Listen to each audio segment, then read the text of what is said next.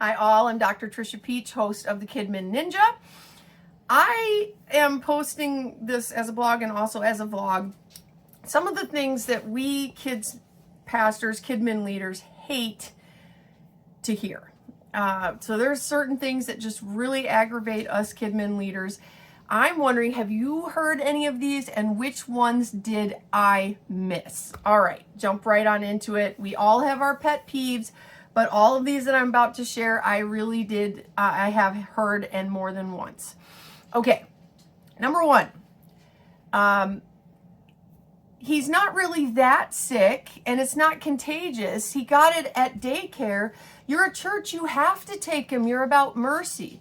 Okay, so this is, they're handing the kid over and it's like tons of green, thick snot and lethargy, and you can tell the kid is feverish. Typically, I have, they call me to be the heavy, or in the past they have, and I will talk to the angry parents. And it's like, okay, yes, we are a church, but one place I was on staff, we had many people would not use the nursery because it had a reputation for being a petri dish where everyone was getting sick. So we had to post a well child sign and we had to enforce it. Parents got super mad saying this is a church, Grace, you have to take them. And we had to say, I understand you feel that way, but no, they are too sick to be in there today. And our well child policy said, if they have a fever, any kind of a rash, a cough like that deep cough, if they've thrown up in the last 24 hours, they cannot be in the nursery. And that really changed things because we were setting higher standards, and you don't want that reputation where all your leaders are afraid they're going to get sick and all the kids in there are afraid they're going to get sick.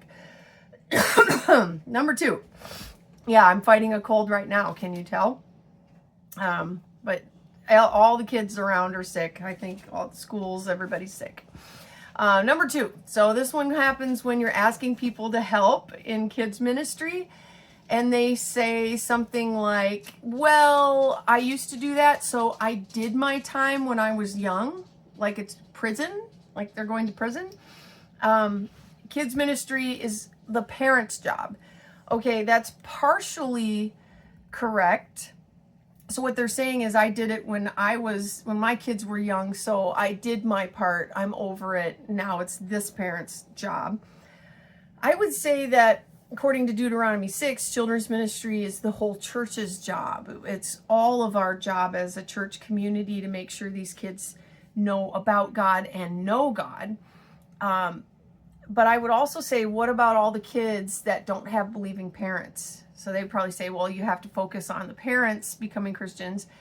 I can't let go of those kids that come and their parents are not believers. Some of my very best leaders through the years had no kids of their own or did not have kids in the program. They were called there and they just ministered with a passion and a fire that was needed. So when they use the excuse of, well, that's a parent's job, yes, and it's the church's job. It's both. And there are some parents that are going through something that they just have nothing left to give anymore, or some of them really should not be working with kids. So we need non-parent leaders as well. Oh yeah, I love I'm in a season of rest right now, and their season of rest has been like over 10 years and they're still in their season of rest. It's like, wow, you did something 10 years ago and you're going to be on the bench now till Jesus comes back. Number three, Kidmin leaders hate it when they see phone ring, a text, an email on a Sunday morning, because it's not good news. Nobody calls you to say, hey, we're definitely coming to church and we can't wait to serve. No, if they're calling, texting, emailing, it's, one of us is sick and the other 7 have to stay home with them, or the car won't start, we didn't make it back from vacation, sorry. All these things happen. Sometimes, I understand that if people are sick, their car breaks down, but sometimes they knew they were going to be gone and they just forgot to tell you till the morning of. That's really rough. But yeah, most Kidmin leaders and senior pastors, by the way, they see that phone light up on a Sunday morning. You're not thinking, oh, I bet this is great news. No, it's usually not good news at all. It's typically we're all sick and we won't be there, or something terrible like that. So I hate it when someone cancels at the last minute when they knew for weeks they were going to be gone and they just didn't tell me. That's the worst. Number 5. I love this one. You ready? You ready? Of my things that Kidmin leaders hate to hear. When someone is donating things to the church and they'll say, yeah, it's not great, but it's just for the kids. It's just for the kids. You know, it's broken, used, dirty, boring, ugly, old, but it's just for the kids. And I do not like that at all, because shouldn't we be giving Jesus and his kids our very best? We don't want to put dangerous things in there that kids can get hurt with, or something gross that parents don't want their kids playing with. Quality children's ministry requires the best of creativity, the best of our volunteers. Growing churches make youth and children's ministry a priority. I don't like it when I get that people are wanting to bless the church. They're wanting to do something good, but giving the trash to the church is not good, especially if then they're sensitive, going, don't throw that away. It's only broken in 3 places. Yeah, sometimes we say, yes, thank you so much. Thank you for giving that to the church. And then in your head, you're going, you wouldn't be able to give this even to Goodwill. It's so bad. When we're giving for Jesus, for the Lord, we should be giving our best. We should be giving our best. And I'm all for used stuff. I shop Goodwill. I shop garage sales. I love it. But I wouldn't give some of my old things to the church because they're just worn out. Okay, 6. This starts a controversy almost every time. My child is going to miss a lot of Sundays coming up due to hockey, soccer, basketball, dance, t-ball, football, etc. Show choir. This is so common. This is a pet peeve of a lot of kids pastors, and also senior pastors and youth pastors. What these parents do not understand is that their child's chance of going pro in one of these activities from high school is less than 0.003%. Now, if you're from Wisconsin, like I am, everybody wants their kid to be in the Packers. The chances of that are astronomically low. The chances of someday ending up in eternity are 100%. 100%. Spiritual growth is more important than anything else in this life. Parents are modeling to their children that church commitment to Christ, serving in the church isn't important. They're saying that's last priority. You know, all these other activities are first, and if we have some extra time, maybe church, when church should be the first priority, because you're setting that standard for life, for the rest of their life, and then fitting in other activities as you can. I am all for sports. I had my kids in kickboxing and swimming, but church had to come first, and they knew that, over birthday parties, over whatever else might come up, because for the rest of their lives, I want that to be their habit. And I know that that sport is probably not going to be for the rest of their life. So priorities are super important. Hockey, football, camping, hunting, fishing are life here where I live in Wisconsin. But I still admonish parents to teach their children that meeting together with other Christians and serving together are incredibly, incredibly important. Parents have to model that. Balancing family time, vacation, sports, music, dance is tough, but they have to lead the way in teaching the importance of assembling together with other Christians. Hey, I'm all for taking a Sunday off for a vacation, or when you have to be gone, but when that becomes the habit, then they gain that habit for life, that church comes last. If I have time, if not, I don't have to worry about it. The best way to keep them there, to make sure they're there, is to make sure they're serving, that they're responsible for regular serving. And I mean the kids as well as the parents. It's the best way to make sure they're not skipping for every little reason.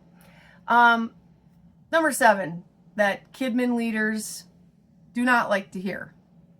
We really want to keep all of our rooms in the church multi-purpose, all neutral colors, so anyone can use them.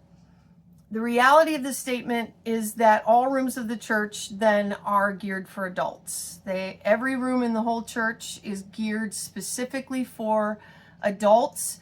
Children might be allowed to use those rooms, but they're not welcomed there.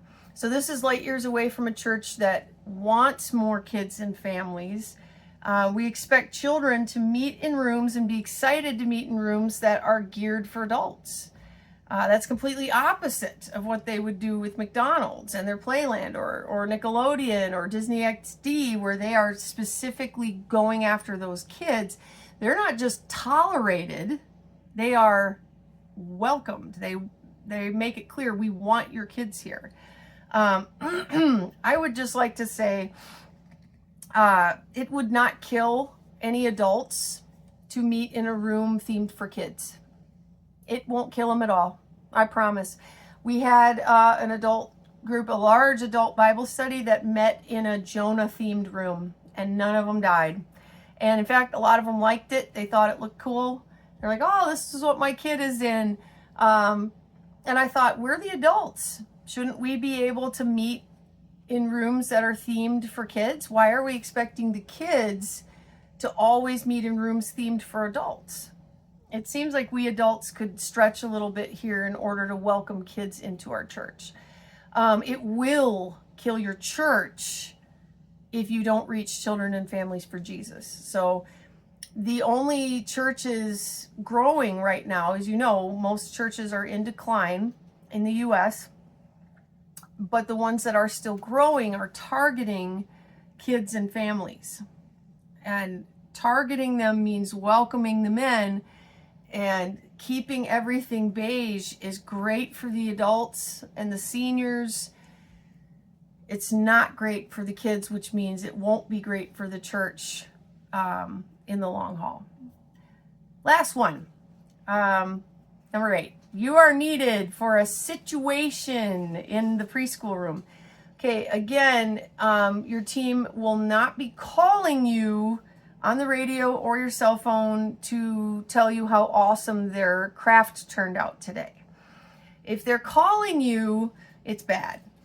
And as a children's pastor, your mind races into, oh no, did JJ fall off the back of the chair again? How bad was it?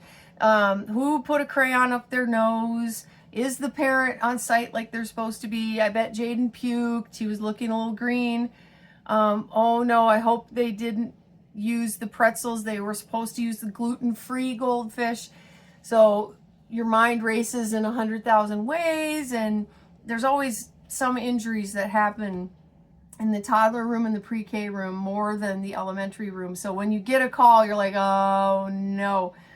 If it's a nursery room, it's usually because a parent's upset at not being able to drop off a child because the child is super sick.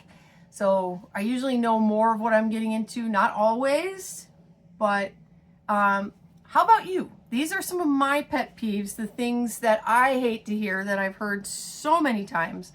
How about you? What are your pet peeves? What things do you hear and just, oh, here we go again, and wish you weren't hearing all the time? Please comment down below. Know that I appreciate you. I see you. Thank you for all you do for Jesus and his kids. Hopefully I'll be feeling better next week. I will see you next week on the Kidmin.Ninja. Bye.